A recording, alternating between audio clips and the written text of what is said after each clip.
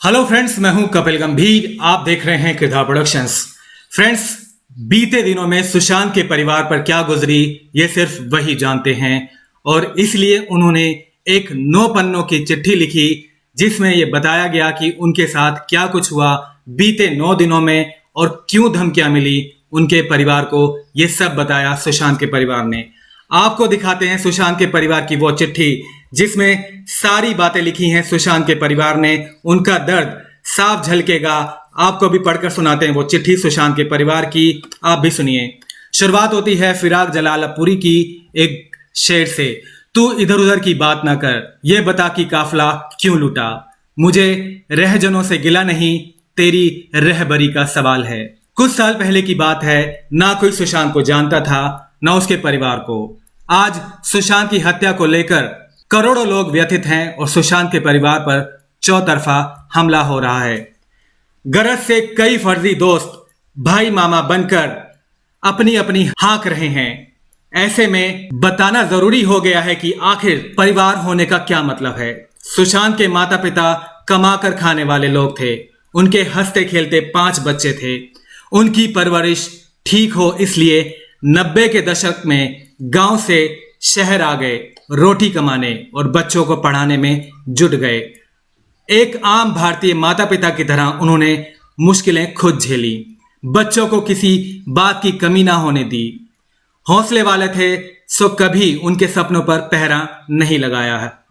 कहते थे कि जो कुछ भी दो हाथ पैर कर आदमी कर सकता है तुम भी कर सकते हो। पहली बेटी में जादू था। कोई आया और चुपके से उसे परियों के देश ले गया। दूसरी राष्ट्रीय टीम के लिए क्रिकेट खेली। तीसरी ने कानून की पढ़ाई की तो चौथे ने फैशन डिजाइन में डिप्लोमा किया। 5वां सुशांत था, ऐसा जिसके लिए सारी माँ मन्नत मांगती हों। पूरी उम्र सुशांत के परिवार ने ना कभी किसी से कुछ लिया ना कभी किसी को आहत किया। सुशांत के परिवार को पहला झटका तब लगा जब मां असमय चल बसी। फैमिली मीटिंग में फैसला लिया गया कि ये ना हो कि कोई कहे कि मां चली गई और परिवार बिखर गया। सो कुछ बड़ा किया जाए। सुशांत के सिनेमा में हीरो बनने की बात उसी दिन चली। अगले 8-10 साल में जो कुछ भी हुआ वो लोग सपने में देखते हैं, लेकिन अब जो हुआ है दुश्मन के साथ भी ना हो। एक नामी आदमी को ठगे बदमाशों लालचियों का झुंड घेर लेता है। इलाके के रखवालों को कहा जाता है कि बचाने में मदद करें। अंग्रेजों के वारिस हैं। एक अदना हिंदुस्तानी मरे इन्हें क्यों परवाह है। अंग्रेजों के वारिस मतलब मुंबई पुलिस। 4 महीने बाद सुशांत के परिवार का भय सही साबित हुआ। अंग्रेजों के दूसरे वारिस मिलते हैं। दिव्य चक्षु से देखकर बता देते हैं कि ये ऐसे ही हुआ। व्यवहारिक आदमी है। पीड़ित से कुछ मिलना नहीं सो मुलजिम की तरफ हो लेते हैं, यानी कि रिया चक्रवर्ती की तरफ मिल जाते हैं। अंग्रेजों के एक और बड़े वारिस तो Jallianwala Bagh fame general Dyer को भी मात दे देते हैं। सुशांत के परिवार को कहते हैं कि तुम्हारा बच्चा पागल था, सुसाइड कर गया, होता रहता है, कोई बात नहीं। ऐसा करो कि 5-10 मोटे लालों का नाम लिखवा दो, हम उनका भूत बना देंगे। सुशांत के परिवार को शौक मनाने का भी समय नहीं दिया गया। हत्यारों को ढूंढने के बजाय रखवाले उनके मृत शरीर की फोटो प्रदर्शनी लगाने लगते हैं। उनकी लापरवाही से सुशांत मरा। इतने से मन नहीं भरा तो उनके मानसिक बीमारी की कहानी चला दी। सुशांत के मानसिक बीमारी चला दी। उसके चरित्र को मारने में जुट जाते हैं। सुशांत के परिवार ने मोटे लालों का नाम नहीं लिया तो क्या हुआ। अंग्रेजों के वारिस हैं, कुछ भी कर सकते हैं। सो फैशन परेड में जुट गए। सुशांत के परिवार का सब्र का बांध तब टूटा जब महीना बीतते ना बीतते महंगे वकील और नामी पीआर एजेंसी से लैस हनी ट्रैप गैंग डंके की चोट पर वापस लौटता है। सुशांत को लूटने मारने से तसल्ली नहीं हुई सो उसकी स्मृति को भी अपमानित करने लगते हैं। उनकी बारात में रखवाले भी साफा बांधे शरीक होते हैं।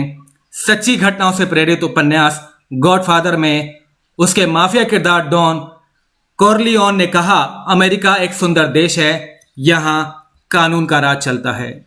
सवाल सुशांत की निर्मम हत्या का है। सवाल यह भी है कि क्या महंगे वकील कानूनी पेचीदगियों से न्याय की भी हत्या कर देंगे। इससे भी बड़ा सवाल है कि अपने को इलीट समझने वाले, अंग्रेजियत में डूबे पीड़ितों को हिकारत से देखने वाले नकली रखवालों पर लोग क्यों भरोसा करें। सुशांत के परिवार, जिसमें 4 बहनें और एक बूढ़ा बाप है, सबक सिखाने की धमकी दी जा रही है। एक एक कर सबके चरित्र पर कीचड़ उछाला जा रहा है। सुशांत से उनके संबंधों पर सवाल उठाया जा रहा है। तमाशा करने वाले और तमाशा देखने वाले ये ना भूलें कि वे भी यही हैं। अगर यही आलम रहा तो क्या गारंटी है कि कल उनके साथ ऐसा नहीं होगा।